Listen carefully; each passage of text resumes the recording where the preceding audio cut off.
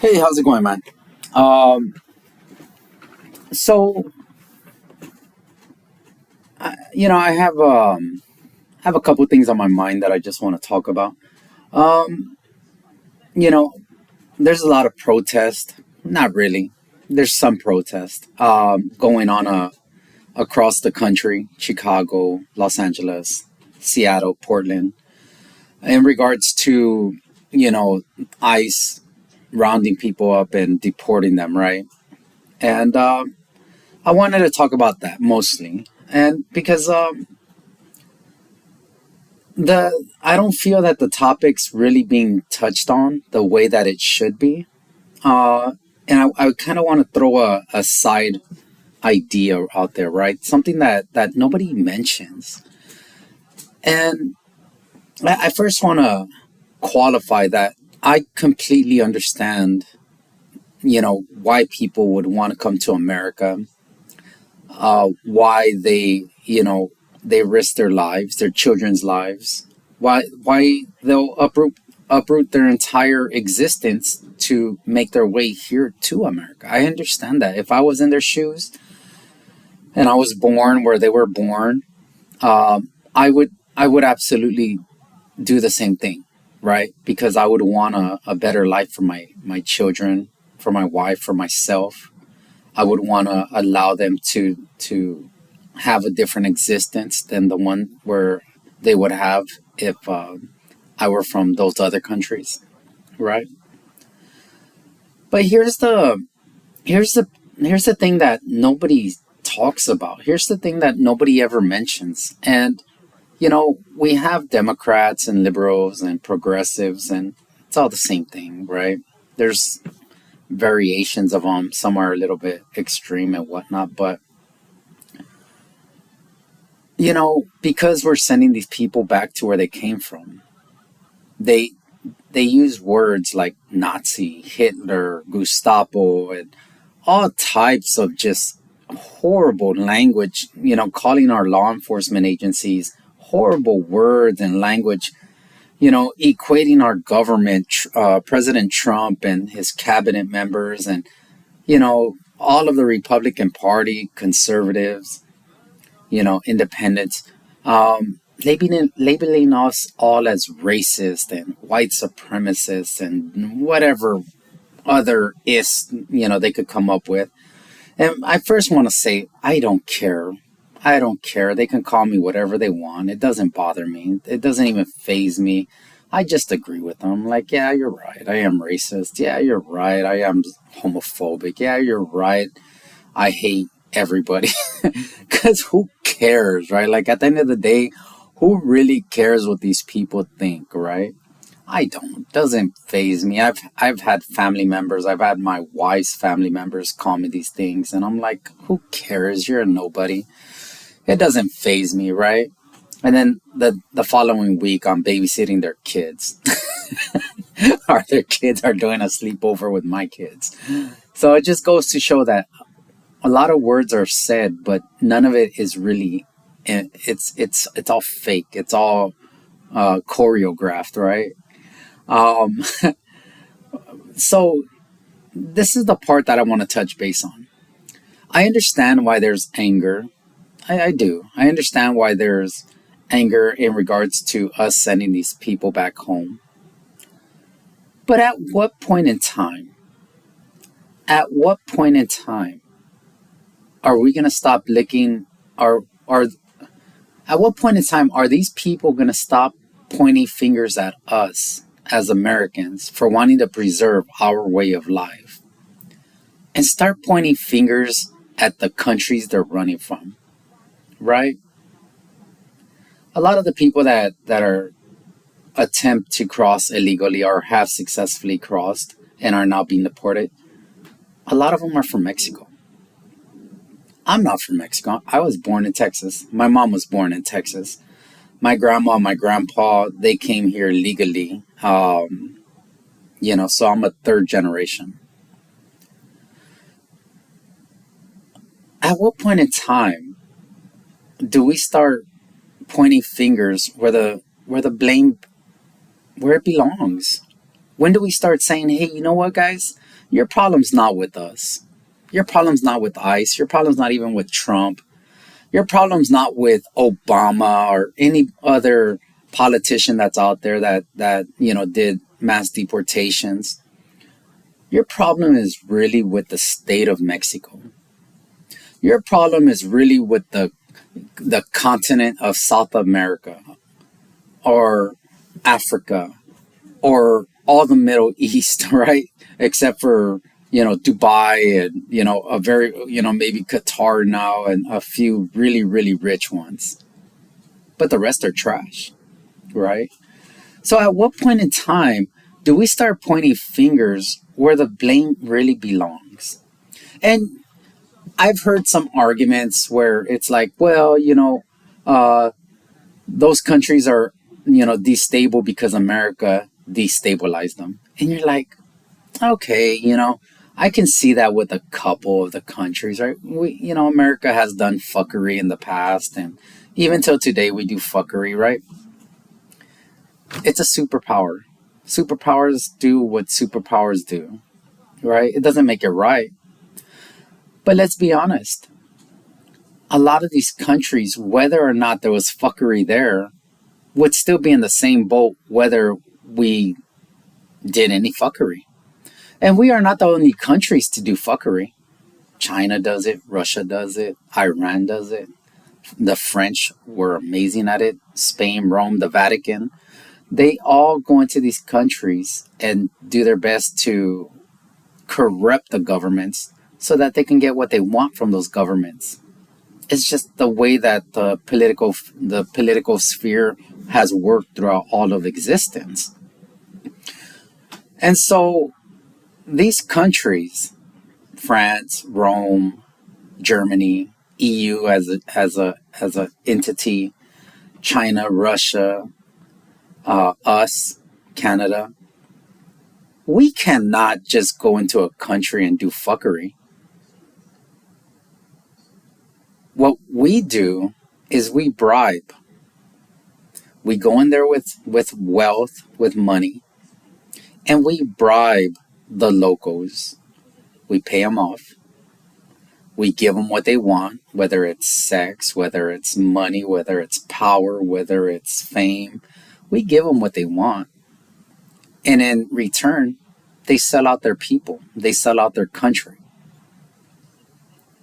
So as much fuckery as America and all these other countries that participate and are active in fuckery, as much blame as we might have, we still need to point all the fingers at that country because they are the ones that sold out their own country and their countrymen, right? America today, there's a lot of corruption. Let's just look across the board. Every country right now has massive amount of corruption because there's massive amount of bribery and payoff that's going on. We can look at the Islamists, right, using their wealth and whatnot from Qatar, Saudi Arabia. We can see that Egypt and Jordan and Iran have used their wealth to cause a lot of fuckery, right? But then we can also look at the Jews in Israel and look what they've done, right? They're involved in a lot of fuckery.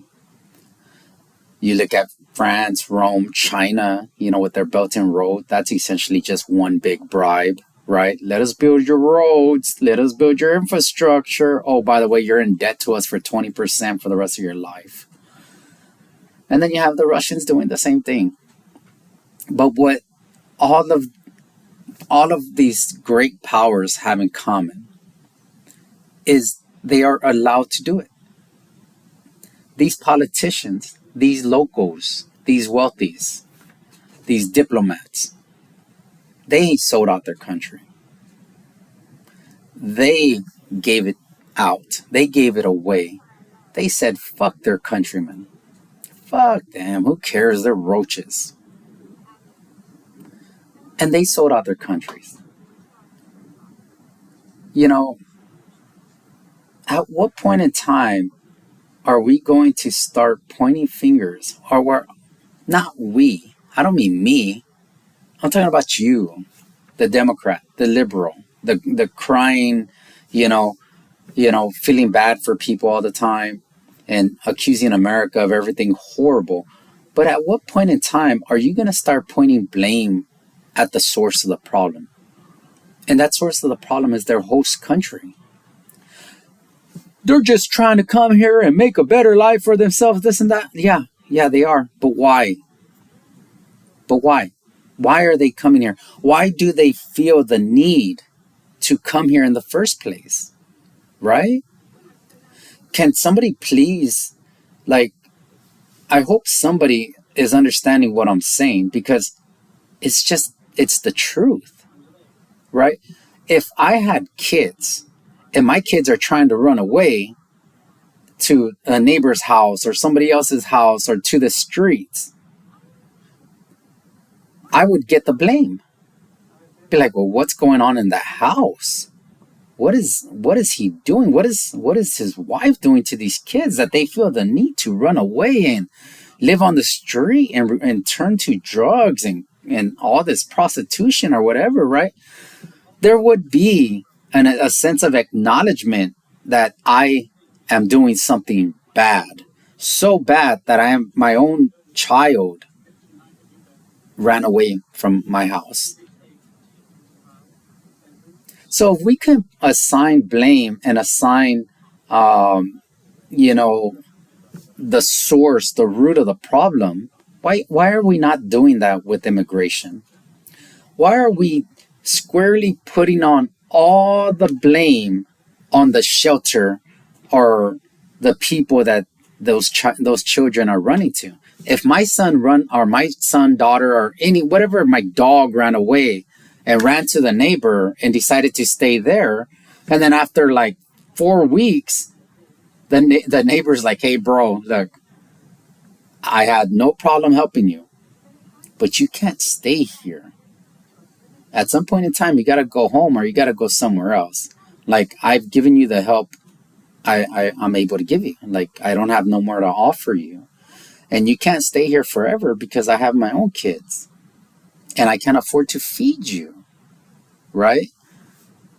And so what Democrats are doing is they're pointing the finger at the person who was helping, but who's now saying it's time for you to go home or you find somewhere else.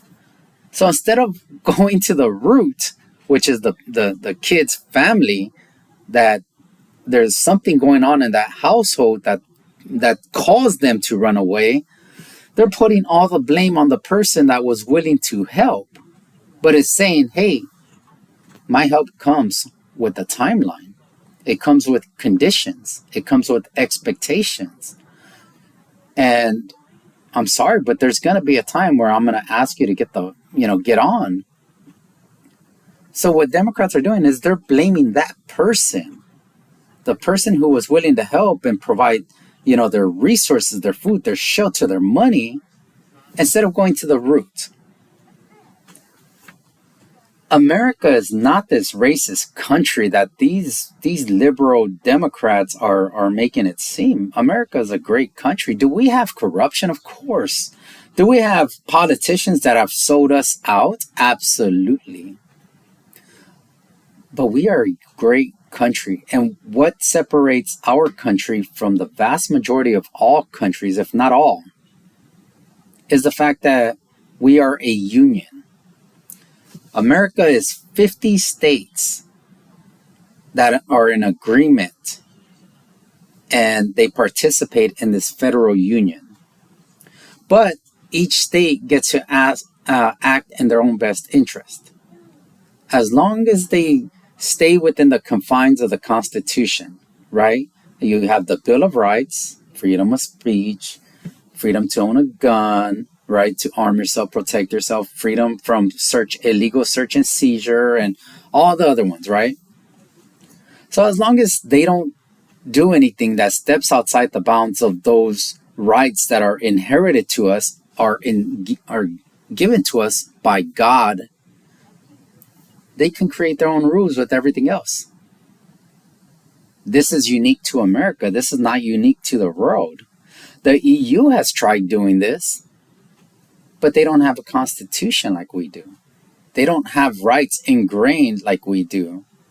Their rights are specifically assigned to them by the king, the queen, the monarch, or, the parliamentarian, or from somebody, but it's not by God, right? And Americans, we value those rights. We will die for those rights. I would die for those rights to make sure that those stay in place because I value saying what I want to say when I want to say it. Now, this leads me to the second thing, right? When we're talking about freedom of speech. With Charlie Kirk's assassination and then Jimmy Kimmel and other people getting fired from their job for exercising their right to speak freely, what they're missing the point is you do have a freedom of speech in America. You have the right to say what you want. And that right protects you from prosecution from the government. But it doesn't protect you from the prosecution of the company you work for. You understand? If the company you work for sees something that you are saying online that is vile, and they're like, whoa, we want no part of that. We don't want no part of him or her. We're separating ways. Guess what? The freedom of speech does not protect you at all.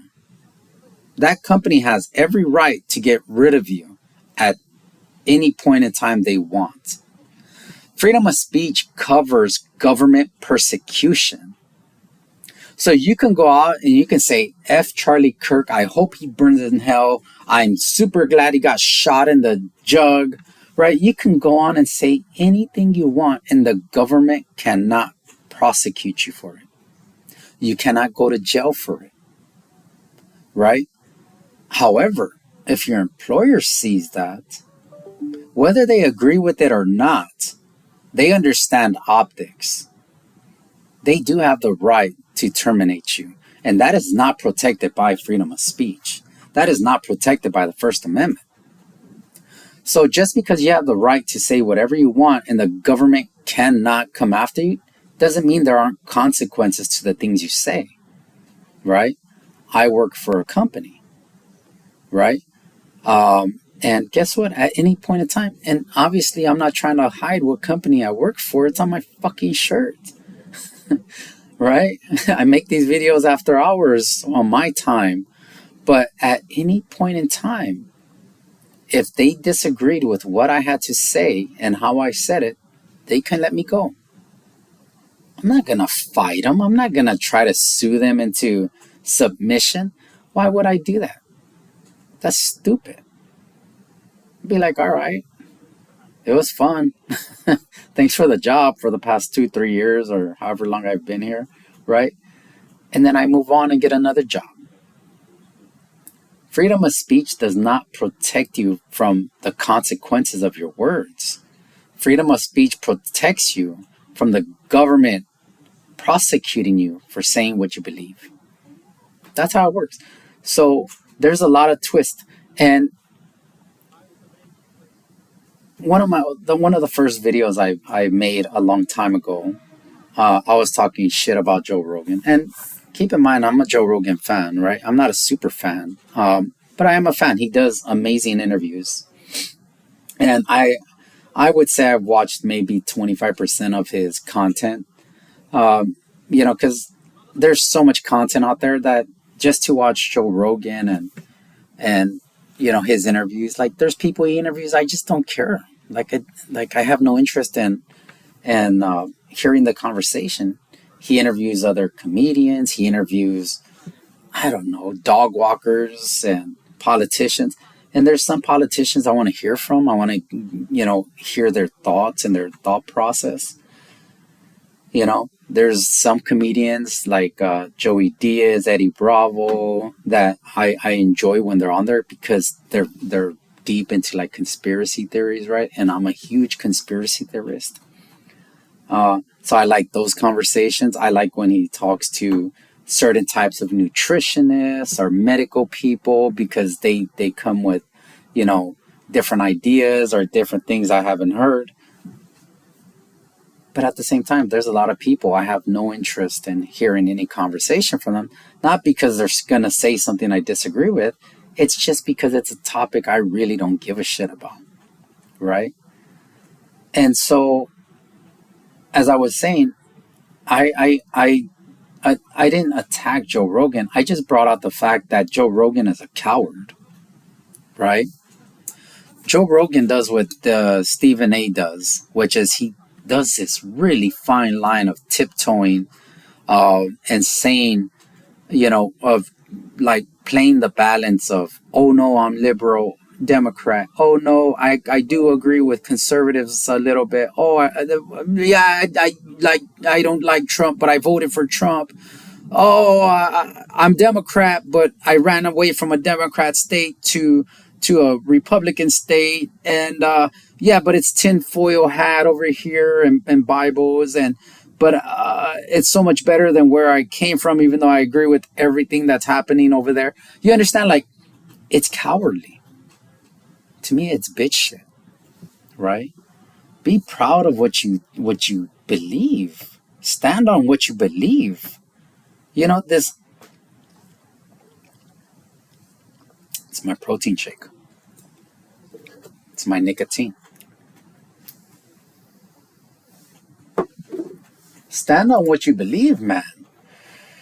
Have the courage to say something, but actually mean it. Like, stop playing this fine line of trying to be everything to everybody. I am a proud conservative. I don't call myself a Republican.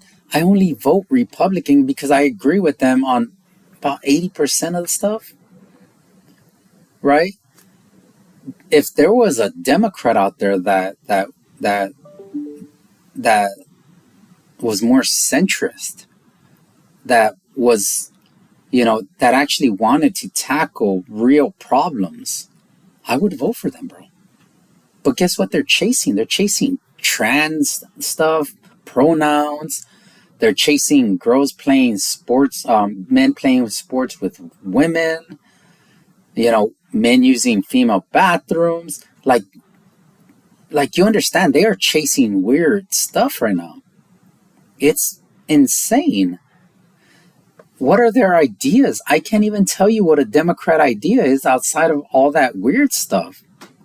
What are their policies? I don't know. They don't talk policy, right? All they talk is universal health care, and you're like, okay, but how are you going to do it? Right? Give us a 30, 40-point plan. Like, what is your strategy? If you want free healthcare for everybody, what is your plan? How are you going to accomplish it? It's just, oh, we're going to tax the rich. And you're like, oh my God, dude, like your solution is the same for everything. And it's not going to work.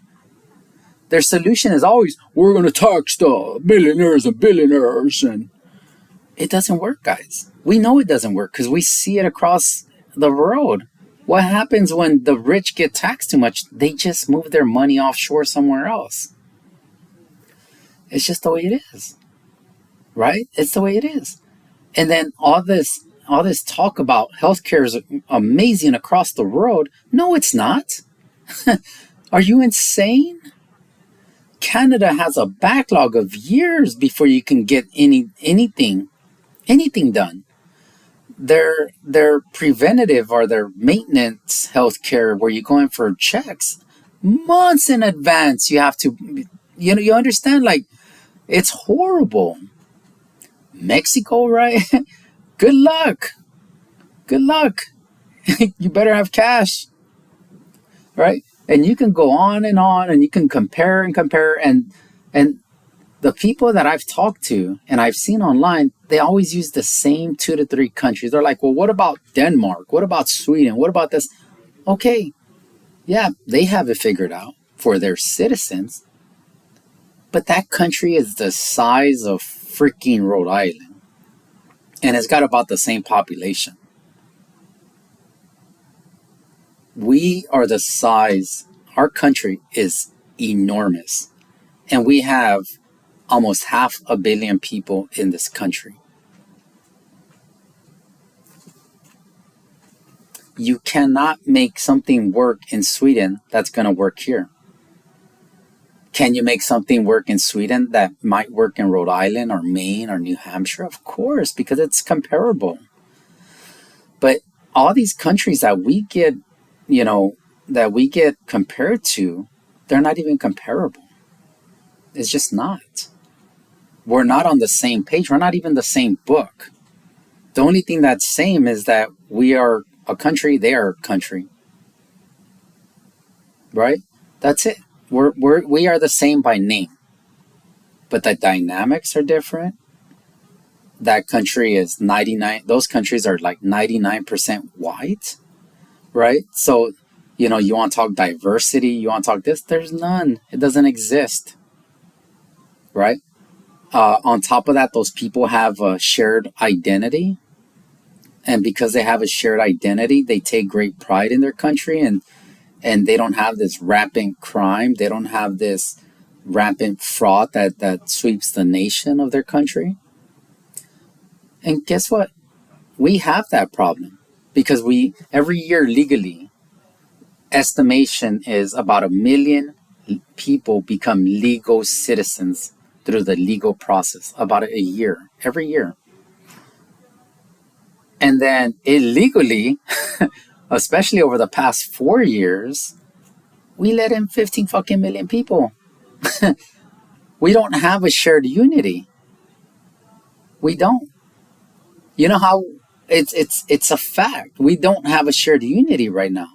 We have people who have come to our country, legally or illegally, that are still flying the flags of the countries they ran away from. And we're supposed to feel bad that we're sending them home? We're supposed to feel bad that we're helping them get back to the country they're so proud of, that they will proudly fly that flag in our country, the country they ran to for safety, for prosperity, for hope? Like, are you insane, guys? You want us to have empathy and sympathy for these people, but they won't even have it for themselves. They won't even shed the skin of the place that they ran from. Instead, they run away. They get here, they say, please, please, they beg us, they beg us, they beg us. You know how I know they beg us? Because when they round them up, they're crying, they're dragging, they're forcing these ICE agents, these law enforcement agencies to drag them. And they're like, no, no. They're crying, they're doing everything. They're like, please don't send me back. They're begging to be here. But as we let them stay, they're still trying to make my country, your country, like the country they ran away from. They're trying to bring those bad habits. They're bringing their flag. We don't want your ideas. We don't want your ideology. We don't want your flag. If you come here illegally or legally and you want to stay here, you better stop calling yourself a Mexican. You better stop calling yourself a Canadian. You better stop calling yourself a Salvadorian, a Peruvian, and you better start calling yourself an American. And you should start working hard and fast to learn the American language, which is English. And if you're not doing that, guys, I'm sorry. I have no empathy or sympathy for you. Go home. We will gladly fast track you back to the motherland. If you are not coming to America to be American, we want to fast track you back to the motherland so you can be proud there. Be proud of your country and your language there. Because we don't want you here. We don't need you here. America was great before you. It'll be great after you. It's like with all these H-1B visas, all these Indians are like, you need us. We're so smart. We're this, we're that. We helped you become great. No, guys. America was great before you. You showed up. You rode the train. If you ever left, we would be just fine without you. Because this train was steamrolling 100 miles an hour before you got here. If my family didn't come here 3 generations ago, right? America would have been just fine. If your family or all these white families from Ireland and the EU in general, Germany, Rome, if none of y'all came, guess what? America would have been just fine without you people. Because, and here's another thing, guys. All these white Europeans where their family migrated here 3 generations ago, they have this sense of entitlement that, oh, we are the one true American. And this predominantly comes from Democrats, right? On Twitter, on social media, even in my own family, even in my wife's family, they're like, well, Trump's going to deport you. I'm like, motherfucker, I've been here, my family's been here longer than most of these white people. What, just because they're white, you think they're not going to get deported? They're from the EU. They're first or second generation. They're more likely to be deported than me. You understand? I am true red-blooded American. I'm not going anywhere. I'm not being deported. These white Europeans are going to get deported. These Canadians are going to get deported. Why? Because they're brand new. And we don't need them. We don't need them. But if you're going to come, don't pretend just because you have white skin that you are the one true American, or you can only be the one true American, and any person with any slight skin color cannot be. No, fuck you. Absolutely not. And to you stupid Mexicans out there who repeat this and take no ownership of your identity, which is American, you people are giving these other people the ability to do that. You are authorizing them to look at you as second-class citizens when you've been here longer. When you're 3rd, 4th, 5th generation, or if not longer. You people that are saying, oh, these whites they're gonna deport you, your brown skin. You're the ones that give them the authority to think that. Nobody else. Every time a white person says that, I'm like, bro, my family's been here longer than you. You're going to get deported before I do. And I can't get deported. I'm 3rd generation, man. I'm not going anywhere. This is my country. I served this country. I went to war for this country. My kids, one of them will probably serve too. And that's okay. I hope they don't go to war, but if they did, they would serve their country. We would represent this country because this is the country that we live. This is the country where my kids live. This is the country where my grandkids will live. And we need to preserve it for them. Not for me. I'm a dinosaur. If you're my age or older or even a little bit younger, guess what, guys? We're dinosaurs. It's about the new generation. The 20 and below. Those are the people that matter. We don't matter no more. Anybody that's 20 and above, sorry, we don't matter no more. You're old. It's about preserving what we can for them, for the new generation. So they could come in and they could preserve it for the next generation and the next and the next and the next. I am a proud American and I make no bones about it. I don't try to hide it. I don't let nobody call my kids Mexican. Absolutely not. I will fight somebody that comes and calls my kids Mexican. They were not born in Mexico. They are 4th generation American. They don't understand Mexico. The only bit of Mexico that they understand is when we go and visit and spend our American dollars and we can cross back and forth as we want because we have the privilege of being American. You understand? That is the life they understand. They understand the privilege of being American. And so I would never allow somebody to call my kids Mexican.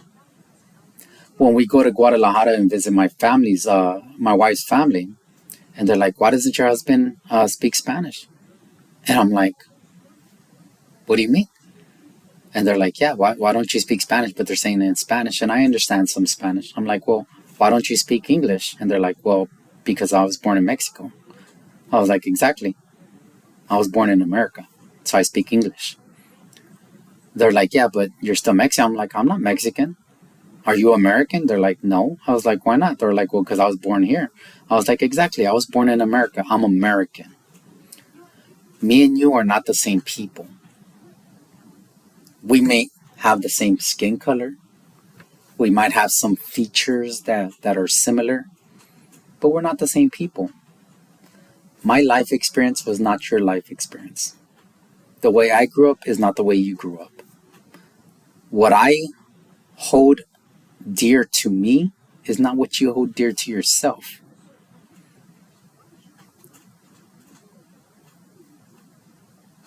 It's just, it's very frustrating, guys, that, and all this screaming and shouting about ICE and racial profiling and this and that and whatever they're going to scream about, right?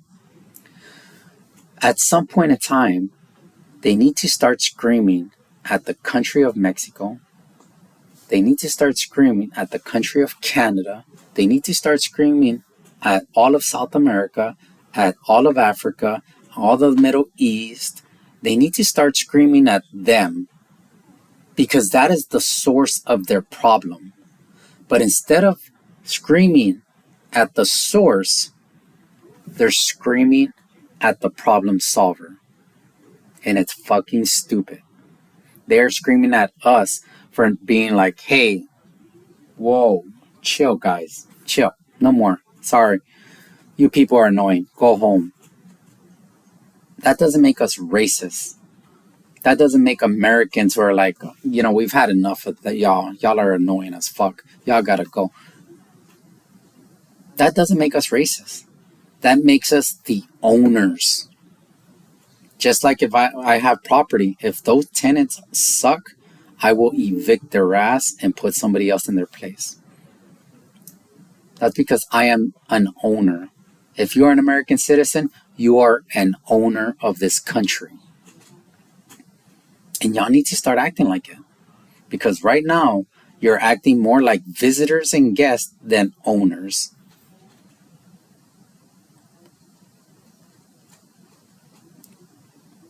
Yeah, man.